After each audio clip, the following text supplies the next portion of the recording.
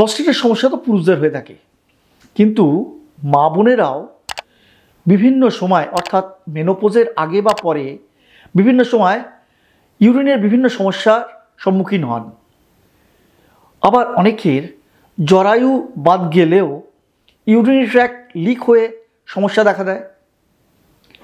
আবার অনেকের শুনেছি যে ব্লাডার ড্যামেজ, এই ব্লাডার ড্যামেজটা কী, কেন হয়, আজকে আমরা এই সব নিয়ে আলোচনা করব। আজকে আমরা এই নিয়ে আলোচনা করতে পাশে পেয়েছি বিশিষ্ট ইউরোলজিস্ট ডক্টর ত্রিদিবেশ মণ্ডলকে। নমস্কার, আমি ডক্টর ত্রিদিবেশ মণ্ডল। আমি senior consultant urologist, Apollo multi speciality hospital. আমি রোবোটিক সার্জারি, কিডনি ট্রান্সপ্লান্ট এবং যে কোনো ইউরোলজিক্যাল অপারেশন এগুলো আমি করে থাকি। আজকের বিষয়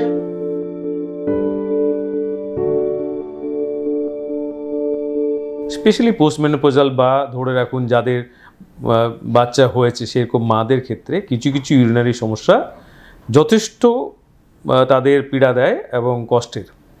যেগুলো জিনিসগুলো হয় ওনাদের সেটা হচ্ছে যে আমাদের যে পেলভিক মাসেলগুলো, ওই মাসেলগুলো খুব উইক হয়ে যায়।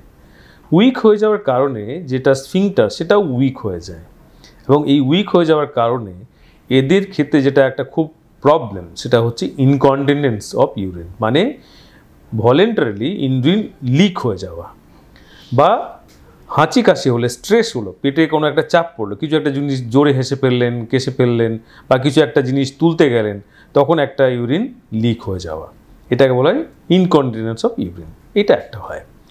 ইনাদের আর্জেন্সিও খুব বেশি হয়, ইনাদের প্রস্রাব লাগলো, যেতে পারলেন না, ইউরিন লিক হয়ে গেল। এই জিনিসগুলো কিন্তু এদের হয়। এছাড়া ইউরেথ্রা, যে ফিমেলদের ক্ষেত্রে, মহিলাদের ক্ষেত্রে যে ইউরেথ্রা, সেটাও কিন্তু সরু হয়ে যেতে পারে, সেটাকে বলা হয় ইউরেথ্রাল স্টেনোসিস।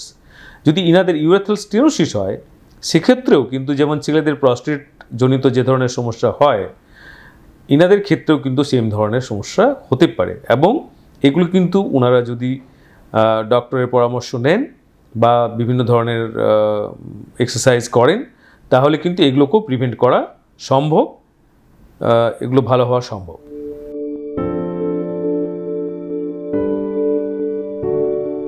লক্ষণগুলো হচ্ছে যে ইউরিন লিক হয়ে যাওয়া, হাঁচি কাশি হলে বা ইউরিন লাগলে ইউরিন লিক হয়ে যাওয়া, বারে বারে প্রস্রাব লাগা, বা ধরুন যাদের রেকারেন্ট ইউরিনের ইনফেকশন হচ্ছে, বা যাদের ধরুন প্রস্রাবটা ভালোভাবে খালি হচ্ছে না, ব্লাডার কিছুটা ড্যামেজ হচ্ছে, তো এনাদের ক্ষেত্রে কিন্তু আমার মনে হয় যে আসার দরকার আছে। এবং আরেকটা জিনিস যেটা হয়, যেটা কিছু কিছু মহিলাদের ক্ষেত্রে অপারেশন হয়, যেগুলো জরায়ু বার করা বা এই ধরনের করার পরে ওনাদের একটা কমপ্লিকেশনস হতে পারে, সেটাকে বলা হয় ফিস্চুলা। এই ফিস্চুলা হচ্ছে প্রস্রাবের যে আমাদের সিস্টেম, সেই সিস্টেমের সাথে কোনো না কোনোভাবে আমাদের যে জরায়ুর যে সিস্টেম, সেই সিস্টেমে একটা কমিউনিকেশন, একটা সংযোগ স্থাপন হয়ে যায়। তখন ওনাদের ওই ইউরিনটা ইউরিনের রাস্তা না দিয়ে জরায়ুর রাস্তায় ইউরিন লিক হয়। এই ধরনের কিছু সমস্যা দেখা যায় অপারেশনের পরে, বা কিছু কমপ্লিকেটেড ডেলিভারি হওয়ার পরে, তো এগুলোও কিন্তু, বা রেডিয়েশন থেরাপি হওয়ার পরে, তো এগুলোকেও কিন্তু চিকিৎসা করা সম্ভব। অনেক সময় যেটা হয় যে জরায়ুর অপারেশনের আগে হয়তো এই সিমটমসগুলো যে আছে সেটা হয়তো ধরা যায়নি বা ধরা পড়েনি, যেটা হয়তো পরে ধরা পড়ছে। এবং অনেক সময় যদি ওনারা এইসব নিয়ে কমপ্লেন না করেন যে ওনাদের ইউরিনের সমস্যা আছে, তাহলে সেটা বোঝা যায় না। তো আর জরায়ুর অপারেশনের পরে যেটা কমপ্লিকেশন, যেটা আমি একটু আগে বলছিলাম যে ওই ফিস্চুলা টাইপের যেটা, সেটা কিন্তু খুব আনহার্ড নয়। এখনকার দিনে যেখানে মডার্ন সার্জারি বা আরও উন্নত মেশিনের জন্যে এখন এই ধরনের কমপ্লিকেশনস কিন্তু অনেক কম, কিন্তু হয়, আমরা পাই, মানে মাসে 1-2 জন পেশেন্ট তো পাই, এবং যাদেরকে ঠিক করা সম্ভব।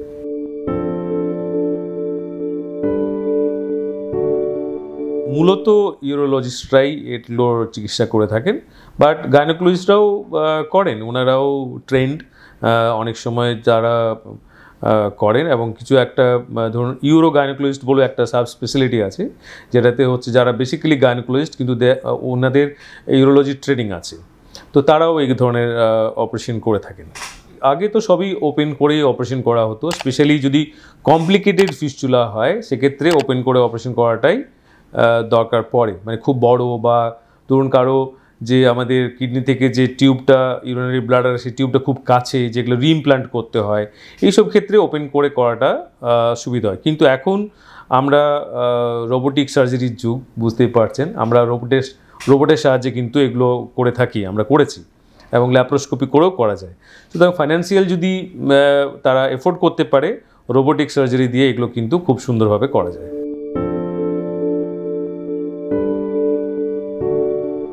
ব্লাডার ড্যামেজ মানে হচ্ছে ব্লাডারের যে মাসল, যেটাকে ডেট্রুসার মাসল বলা হয়, সেটা হয়তো উইকনেস হয়ে যায়।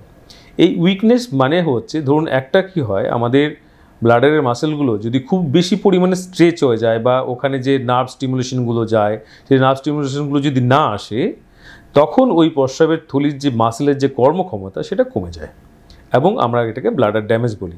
এছাড়া কিছু ট্রমাটিক ইনজুরি হয়, যেমন ধরুন অ্যাক্সিডেন্ট হলো, ব্লাডার ফেটে গেল বা ফুটো হয়ে গেল, সেটাও একটা ব্লাডার ড্যামেজ, এক ধরনের ব্লাডার ড্যামেজ। তো সেটা তো ধরুন অ্যাকিউট ব্যাপার, সেটাকে আমরা রিপেয়ার করতে পারি বা সেটা ঠিক করতে পারি। বাট অন্য যে জিনিসটা, সেটা হচ্ছে কিছু নিউরোলজিক্যাল ব্যাপার থাকে। ধরুন স্পাইনে কারো ইনজুরি হয়েছে, স্পাইনা বাইপিডা হয়েছে, যাদের ধরুন স্ট্রোক হয়েছে, বা ধরুন যাদের ডায়াবেটিস আছে, ডায়াবেটিস যাদের থাকে, যদি ডায়াবেটিক সিস্টোপ্যাথি বলে একটা জিনিস হয়, তাদের ক্ষেত্রে ডায়াবেটিসের কারণে ওখানে নার্ভগুলো ড্যামেজ হয়ে, মাসেলগুলো ড্যামেজ হয়ে ব্লাডারটা কর্মক্ষমতা থাকে না। তাছাড়া আরেকটা, যাদের ক্রনিক রিটেনশন, মানে ধরুন তাদের অবস্ট্রাকশন আছে, তারা বুঝতে পারছে না, এবং দীর্ঘদিন ধরে প্রস্রাব জমতে জমতে জমতে জমতে দেখবেন প্রস্রাবের থলিটা ভীষণ বড় হয়ে গেছে, তখন কিন্তু ওদের ওই মাসেলগুলোর পাওয়ার আর থাকে না। এটা স্পেশালি যারা ধরুন আরেকটা হয়, এখন ইয়াং জেনারেশনে যারা ওই প্রস্রাব হোল্ড করে, তাদেরও ক্ষেত্রে কিন্তু এই ধরনের ড্যামেজ হওয়ার চান্সটা খুব বেশি। মুশকিলটা হচ্ছে, যাদের এই ধরনের ড্যামেজ হয়, তাদের কিন্তু চিকিৎসা খুব বেশি নেই।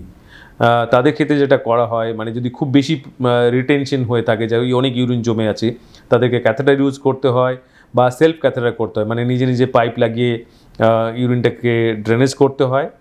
ওষুধ খুব বেশি নেই, একটা বেথানিকল বলে একটা ওষুধ আছে, সেই ওষুধটা দেওয়া হয়। আর যদি কারো ইউরিনের অবস্ট্রাকশন আছে, তার চিকিৎসা করতে হয়। যদি কারো নার্ভের যদি ধরুন অলরেডি কিছু নিউরোলজিক্যাল কজ যদি পাওয়া যায়, যেটাকে কিওর করা সম্ভব, সেটাকে তখন ওটাকে কিওর করতে হয়। তো এইরকমভাবে হয়। তাছাড়া আরও কিছু চিকিৎসা আছে, মডার্ন চিকিৎসা, নার্ভ স্যাক্রাল নিউরোমডুলেশন বলে একটা চিকিৎসা হয়। ওখানে মাসেল অন্য একটা মাসেল ওর উপরে জুড়ে দেওয়া হয়, যাতে যে মাসেলটা কন্ট্রাক্ট করলে হয়তো ইউরিন হবে। বাট এই জিনিসটা, মানে এই যে ব্লাডার ড্যামেজ, এই জিনিসটা আমার মনে হয় যার হয়, খুব খারাপ জিনিস, মানে খুব ভালো চিকিৎসা নেই। সেই জন্য আমাদের সতত চেষ্টা করতে হবে যাতে কারো ব্লাডার ড্যামেজ না হয়। সেই জন্যে যেটা করা উচিত, সেটা হচ্ছে প্রস্রাব লাগলে প্রস্রাব করা উচিত, হোল্ড করা উচিত না।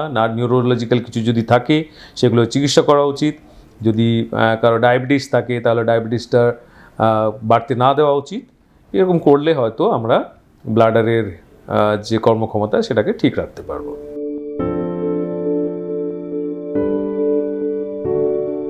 যদি ব্লাডার ড্যামেজ হয়, তাহলে কি হবে, ইউরিনটা আটকে থাকবে। যদি ইউরিন আটকে থাকে, তাতে করে অনেক কিছু কমপ্লিকেশনস হতে পারে। যেমন ধরুন recurrent UTI, recurrent urine infection, bleeding হবে তখন। এছাড়া অনেকে স্টোন তৈরি হয়। অ্যাকচুয়ালি যেটা হয়, যে বারবার করে ওখানে ইনফেকশন হয়ে, ইরিটেশন হয়ে ওই মিউকোসগুলো পুরো খারাপ হয়ে যায়, এবং সেক্ষেত্রে ক্যান্সার হতে পারে। ক্যান্সার হয় না তা নয়, ক্যান্সার হতে পারে। সুতরাং আমার মনে হয় এরকম যদি কিছু থাকে, তাদের ডেফিনেটলি ডাক্তারের পরামর্শ নিয়ে, তাদের পরামর্শ অনুসারেই চলা উচিত।